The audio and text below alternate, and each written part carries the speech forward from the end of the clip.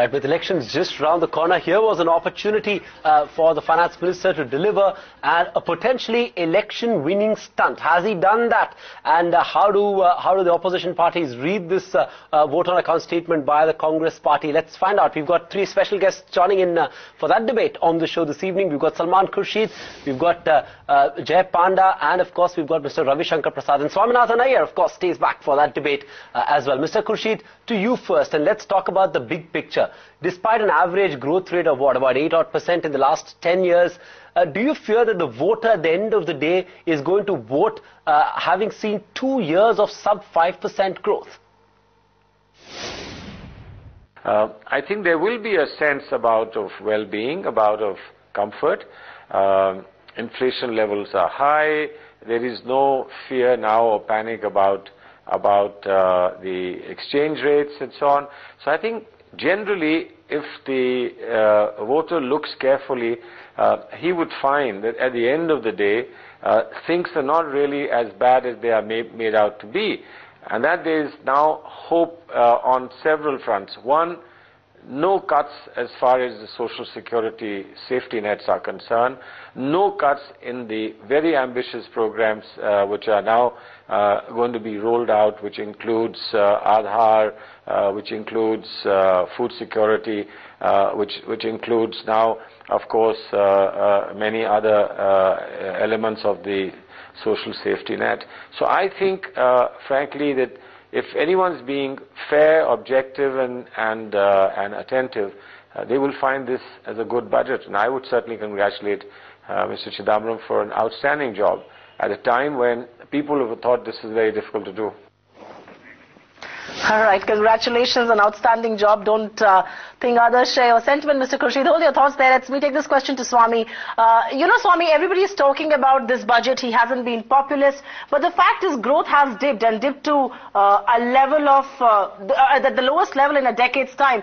Do you believe at one level the opposition also shares the blame for this, considering there's been a deadly concoction of institutional, civil society activism and a very, very bad political logjam even in Parliament? I have yet to hear a situation where the opposition will be blamed for failure of government. I mean, you can try and do that as a kind of spin. I don't think it will work. Again, if you do a breakdown of the states, many of the fastest growing states are actually ruled by the opposition. So if Bihar is growing fast, Chhattisgarh is fast. To say that the opposition parties are slowing down the economy becomes a bit of a stretch. You may say conditions have been difficult in the global sense, that there was a slowdown, and Mr. Chidambaram has made a lot of that.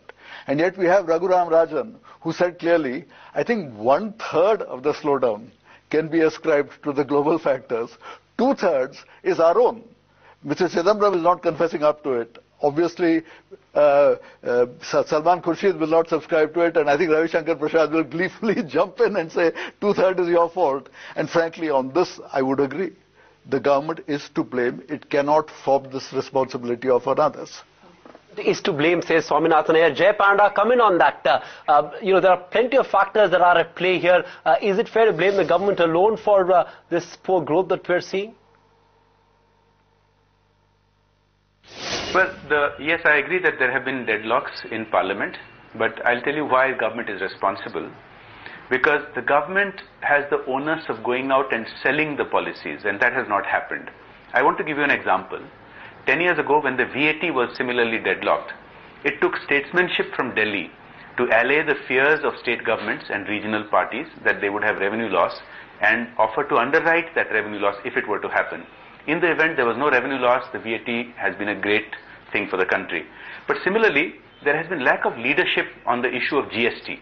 Now, GST has been left to a committee of finance ministers, whereas the top leadership of the government, the top 3 or 4 people, have rarely spoken out in its favor, have rarely tried to sell the idea to the opposition, to the media, to the public. Rarely have you seen senior ministers or the Prime Minister go to state capitals and try to get other parties on board. That is how modern democracies work. And that reaching out, that leadership has been lacking.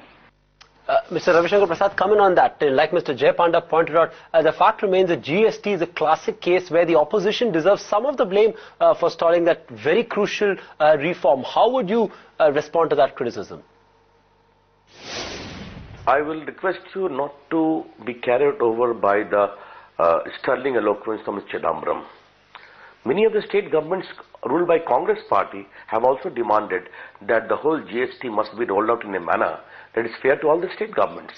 That's we have been saying as well. GST we started. But you ask a larger question. Remember one thing.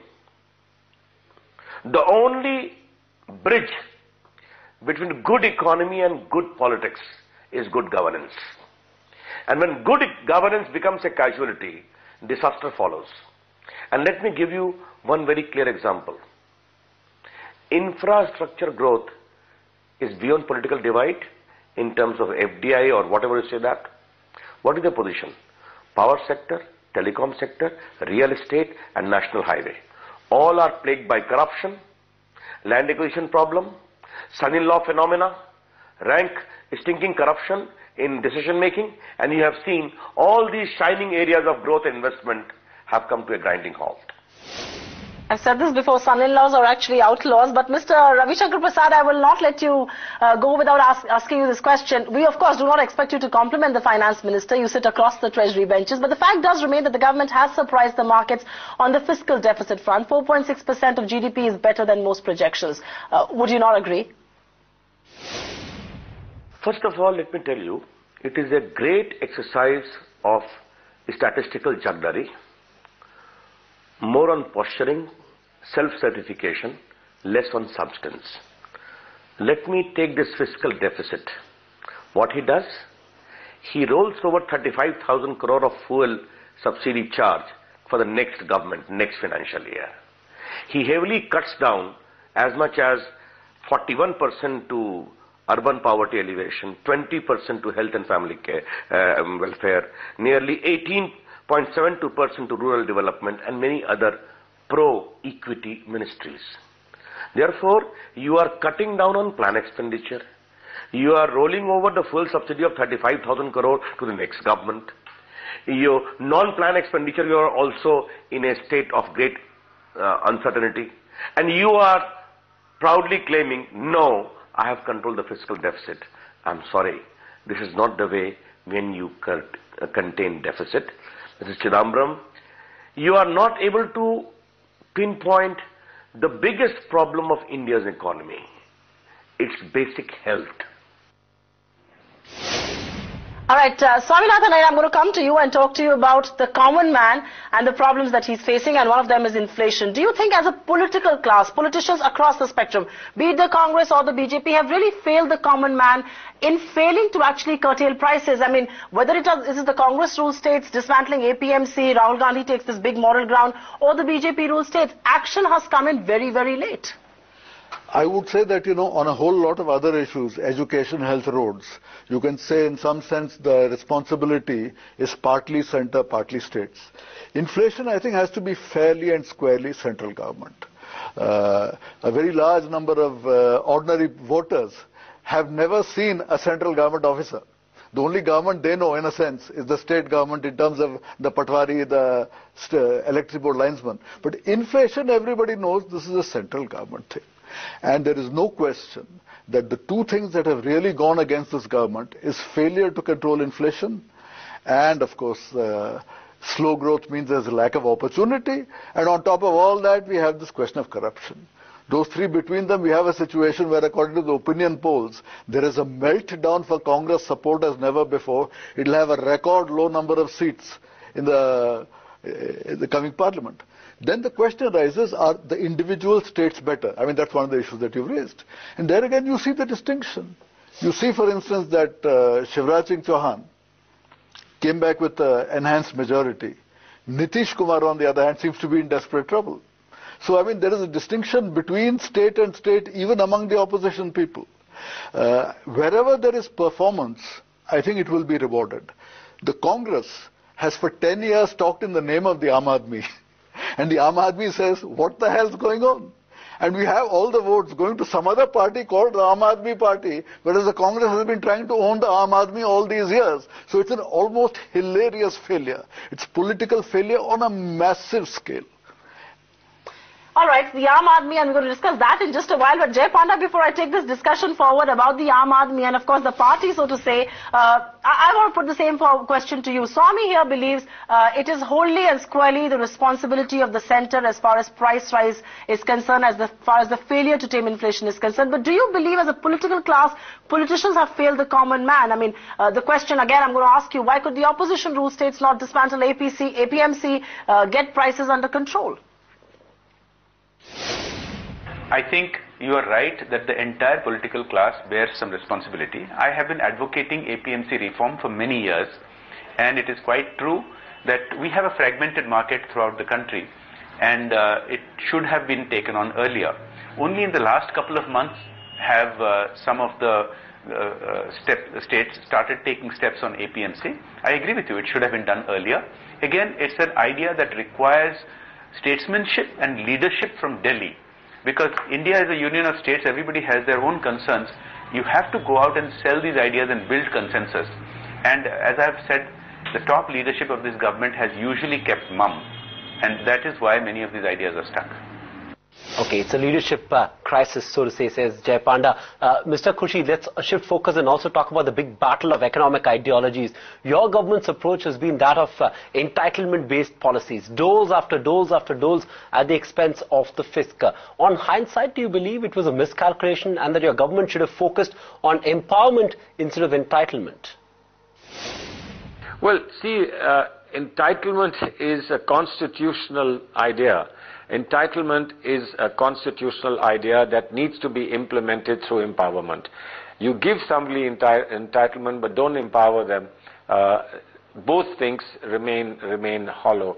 And there is nothing worse than hollow claims and hollow promises that do not deliver to the people. And what we have done is that we have a whole bunch of rights that come out of the Constitution, but that required statutory schemes for them to be implemented as entitlements. But that's done through the process of empowerment. So if you empower women, children, you empower minorities, backward, scheduled castes and scheduled tribes, you are essentially what you're doing is that you're getting the entitlements to be solid, the entitlements to be actually delivered to them, and for them to believe that these are entitlements that not just on paper, but actually physically, financially, and morally become part of their lives. I would like to thank Mr. Salman Khurshid, Mr. Ravi Shankar Prasad and Mr. Jay Panda for being with us on this political debate. Turn focus to a very special guest, a man who has not been talking off late, but a man who is responsible for all our unique identities here. Nandan Nilekani joins us right here on Agenda 2014. Nandan, very quickly, the question that we put forward to politicians here on the show, UPA has often been criticized for its entitlement-based rights approach vis-a-vis empowerment that the BJP talks about. How do you view this criticism? Well, I think, making sure that everybody has food, making sure everybody has nutrition, making sure everybody has access to a job, making sure that everybody has access to good health is very much about empowerment. Because if people are going to contribute to the economy, grow in the economy, they have to be healthy, they have to be educated, they have to be literate, they have to be mobile. So I think they're all related. It's not one or the other. And I think I'm very clear that the fact that we're bringing so many people into the system, for example, Aadhaar, we think of as the world's largest social inclusion project. It's also about empowerment, because once you have an Aadhaar number, you can apply for a job, or you can travel, or many other things, get a bank account and so many other things. So I believe that it's all are related. You have to do entitlements to get people to a certain basic level and empower them to further meet their aspirations. Nandan, let's talk about the big picture. And this is a question that we asked the politicians as well.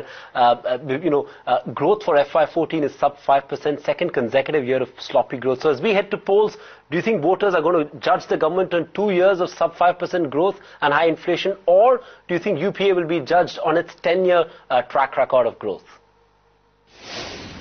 Well, I think they look at the entire 10 years, and when you look at the entire 10 years and you look at the record of accomplishment, I think it's very, very impressive what the government has done.